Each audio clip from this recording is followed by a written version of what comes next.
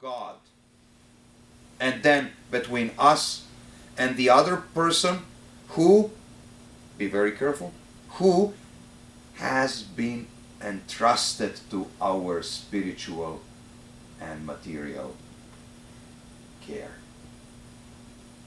The other person who has been entrusted to our care. And also, we have been entrusted to his or her spiritual care. The next Olympic circle would be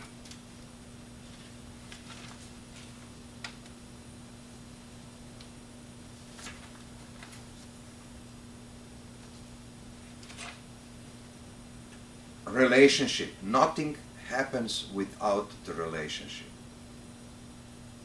In order to prove that we are ready to give a sign of a living commitment, we have to enter into a relationship.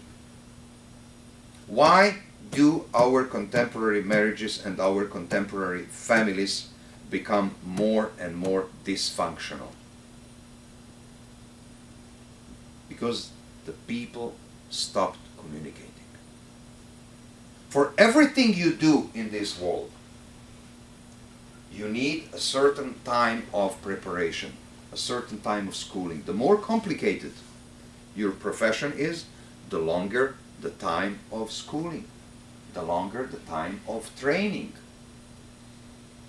Regardless what you are going to be, from brain surgeon to the street cleaner, you need some kind of a training. Marriage and parenthood are the only two things for which we do not need training. And everyone, which is even worse, everyone thinks that he and she knows everything.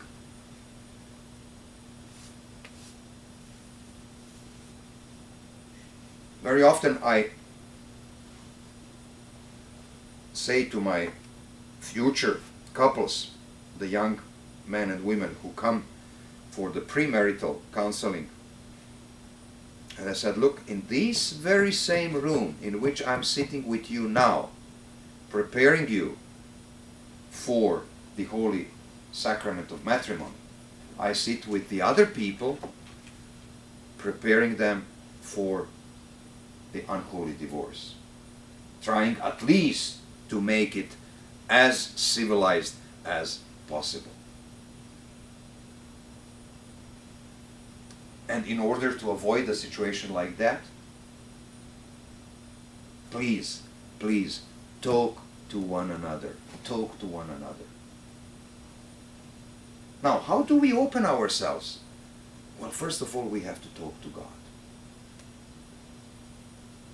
And then we have to talk together to God, as couple and later on as a family.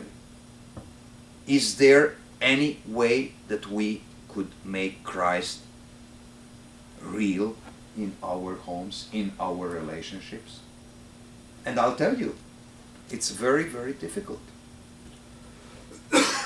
And then you will see that prayer actually belongs to the most intimate sphere of the human life. It's not sexuality, it's not what we do in dark, but it is how we pray, because there and only there we show our true self. But I'll tell you, everyone is the expression of God's beauty when he or she prays. I will never ever forget a scene in 1999 during the bombing of Serbia. It was about beginning of April. I was going through my parish blessing the homes, and I happened to be about 10 or 15 minutes early. And I parked in front of the house where I was going to, and I saw that the doors were open, so that's a sign for me that they are there and they are expecting me. So even without ringing the bell, I entered the house. And then I saw something so beautiful, something which never ever leaves me. A couple, the husband was in his early 80s, wife in her early 70s. They were kneeling in front of their house icons, for they had many, praying and crying.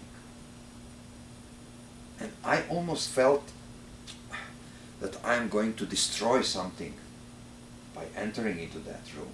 So I waited without saying anything.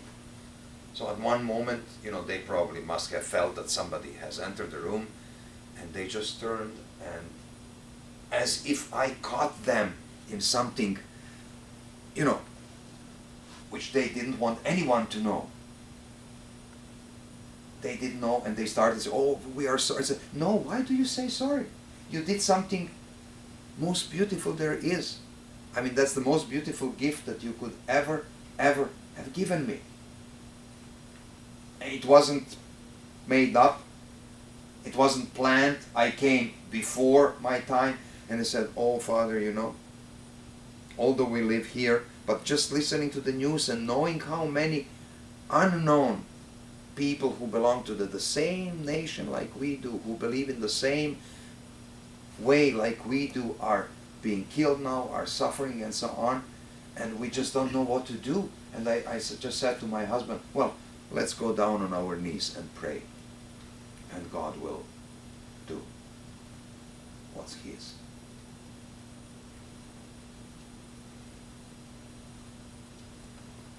Relationship. The third one is responsibility. Once after we have established the commitment, once we have entered into a relationship, which is going to be a permanent quality of our marriage and of our family, then of course we speak about responsibility.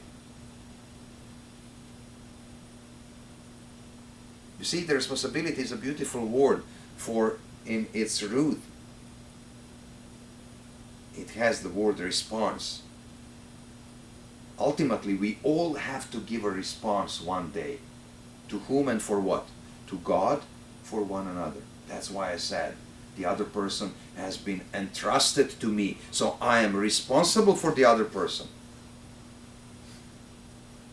And then, of course, the fourth Olympic ring, forgiveness.